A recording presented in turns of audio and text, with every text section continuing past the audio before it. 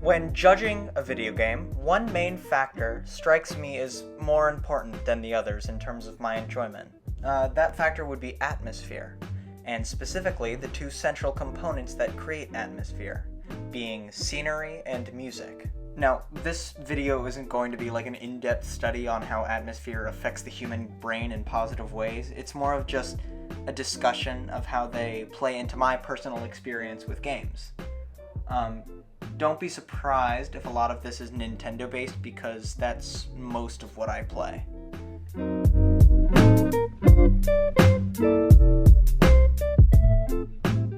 Beginning with scenery, creativity is key. Now, this also comes into play with music, but it's even more prevalent in the artistic creation of a world in a video game. For example, take Cuphead, released in 2017. Now, Cuphead is a game that is unlike anything that has ever been seen in modern day, and this is mostly due to, you guessed it, atmosphere. Hand-animated similar to 1930s cartoons, Cuphead clearly has a creative take with the art that hasn't ever been seen before in gaming.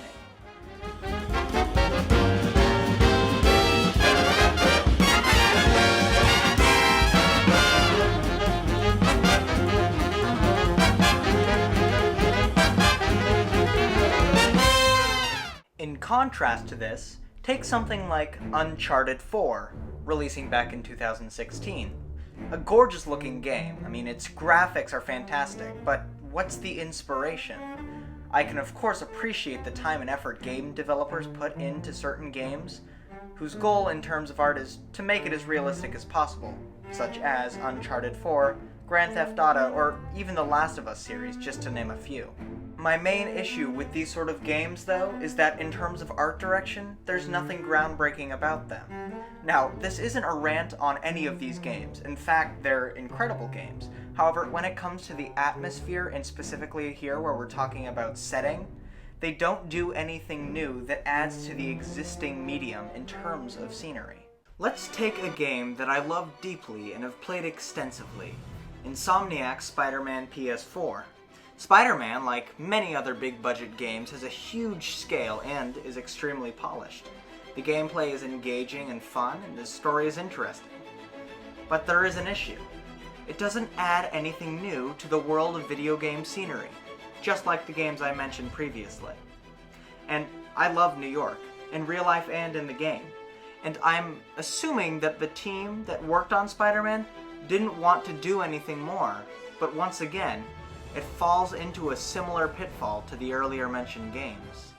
A crowning achievement I find in this department would be Nintendo's Super Mario Odyssey. Aside from its brilliant and varied gameplay, Odyssey boasts 17 different kingdoms, the game's levels. Despite a few of them feeling sort of samey, the majority of them are all inspired and original. Let's take the first level of the game, Bonneton, as an example. A spooky hat-themed world seeming to draw inspiration from Tim Burton films such as The Nightmare Before Christmas. Similarly to Cuphead, this is a concept rarely done in any video game, if any. Also, this is the first level. No generic forest or plains level, such as many other games, not just in the Mario series, but in general. Speaking of forest levels, Mario Odyssey does contain one. Now, I know what you're probably thinking. Quincy, you're a hypocrite. Mario Odyssey does fall into the same pitfalls as other games. Forest level, desert level, beach level. Well, that's where you would be wrong. For instance, the forest level, Steam Gardens, happens to be a rustic metal greenhouse inside of a giant glass dome surrounded by snowy mountains. The desert level, or Toast Arena, is a huge open world in which giant ice blocks plague the Mexican-inspired colorful town and vast ruins. The quote-unquote beach level, Bub Lane, features an elegant French-inspired resort with fountains that feed into a giant champagne glass. See, the thing about the scenery here is that even though there may be common tropes for certain levels, Mario Odyssey gives an excellent example as to how to put a twist on those common tropes and make them something completely new. This isn't even to mention the levels that don't follow the basic level types. a bustling city, a colorful volcano with fork people, the literal moon, which also happens to be a wedding chapel. There's just so much to explore in terms of the subtle creativity and wackiness that Odyssey delivers, without feeling too in your face. Music is arguably even more important than scenery when it comes to immersing oneself in a sense of atmosphere. There are countless games with good music, but I want to talk about a few that work with their scenery in two major ways: comparing and contrasting. What I mean by this is that typically, a game's original soundtrack, or OST, can either compare to what's shown on the screen, or contrast. Both of these offer varying experiences, but in what I've played, both can work wonderfully. Beginning with comparing, this is the much more prevalent of the two. Games that I've mentioned, such as Cuphead, have music that complements their surroundings. Take a quick listen to this track from Cuphead called Marine Corpse.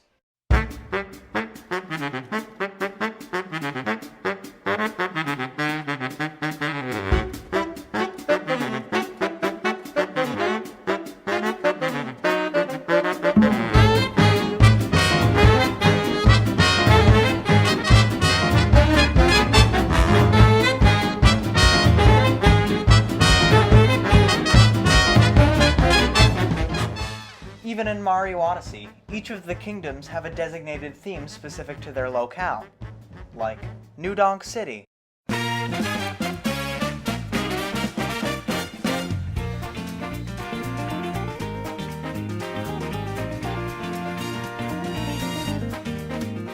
Tostarena Town.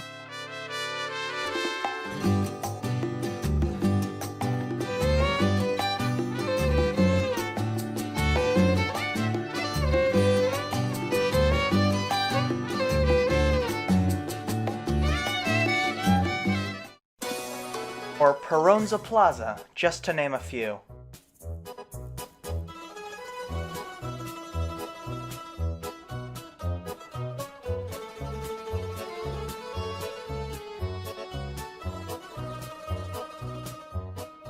The instrumentation for each locale fits with what you would expect it to be based on the setting. This, in turn, helps the player to establish a better sense of connection with each place. In some instances, it can even freeze a moment in time to remember a certain era in a person's life. I would say one of the best examples of the comparing aspect of video game music would be the game Paper Mario Color Splash.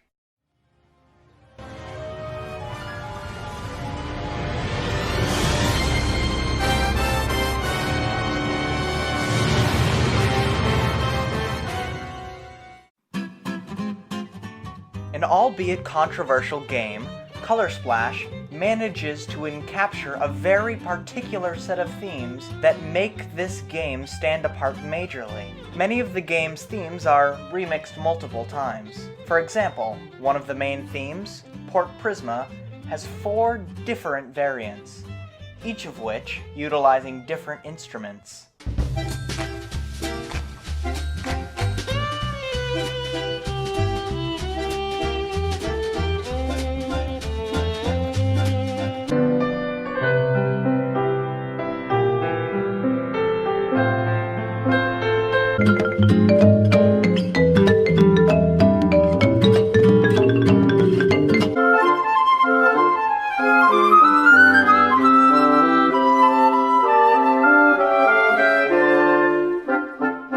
Similarly to Port Prisma, Ruddy Road has a few variants as well.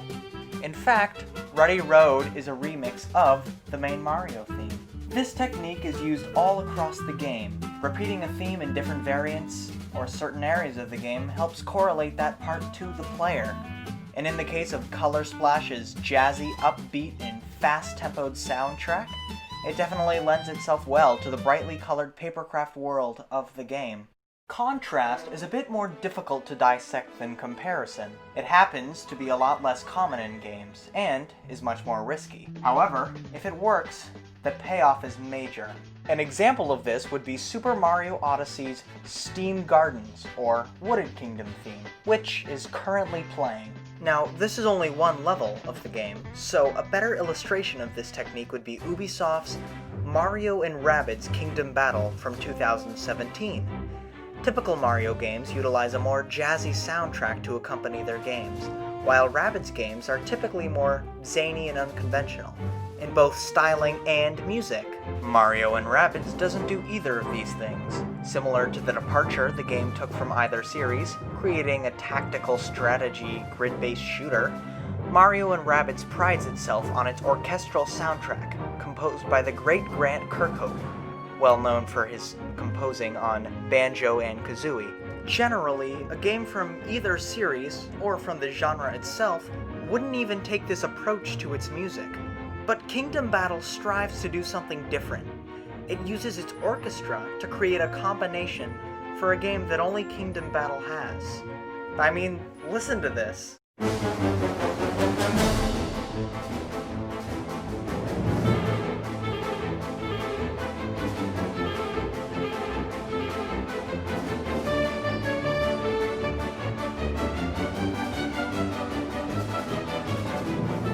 Now, many of these games showcase brilliant musical and artistic features, and have a great deal of atmosphere.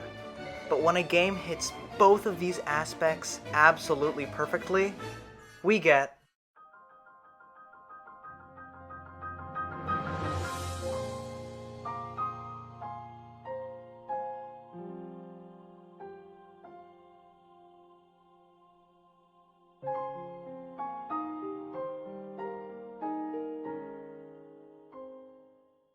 The Legend of Zelda: Breath of the Wild is an absolute masterpiece when it comes to atmosphere. Dare I say flawless. The entire game takes place across one large, open world, teeming with life in every nook and cranny because of these factors. Its scenery is not incredibly detailed, but the charm comes from its world creation with more pastel colors and a mix between cartoon and realism to keep it grounded. Small aspects not even relating to music or scenery, such as the small sound effects, something I didn't have time to touch on in earlier segments, enhance the game even further. A few examples would be the rustling of the leaves in the wind, or how your shield and your sword quietly clang against each other while Link, the protagonist, runs. The music, however, adds so incredibly well to this. Rather than an accompanying jazzy soundtrack or a contrasting orchestral track, Breath of the Wild's music blends. There are some beautiful tracks for towns and major locales. However, the main musical thing here would be its exploration music. A game like Breath of the Wild needs to make sure that its music doesn't overpower its player from what they're seeing on screen. So, instead of large musical numbers, these segments are simply accompanied by minimalist piano music. It all comes together to create an incredibly raw experience, which makes you feel like you're inside the game, and that is what atmosphere is about.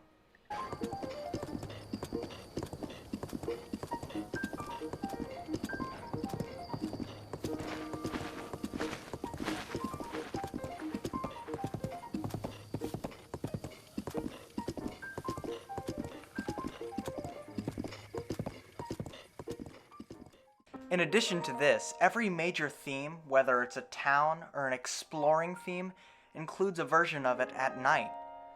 During the field theme, the notes are played at random intervals in order to make sure that the experience of the player is unique and doesn't become repetitive, which is absolutely genius in my opinion.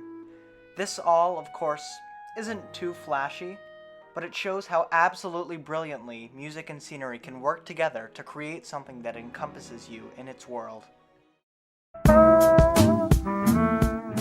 Now, if you like this video, please let me know so I can put out more videos like this.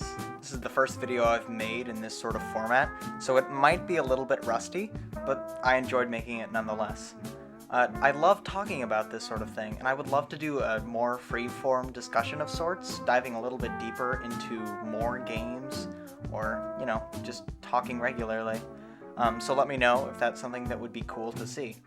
Now, my videos are completely random most of the time. They tend to be about what I'm interested in making, and just simply what I feel like doing, so don't be surprised if the next video is something vastly different. Thanks for watching, and this is Quincy, signing off.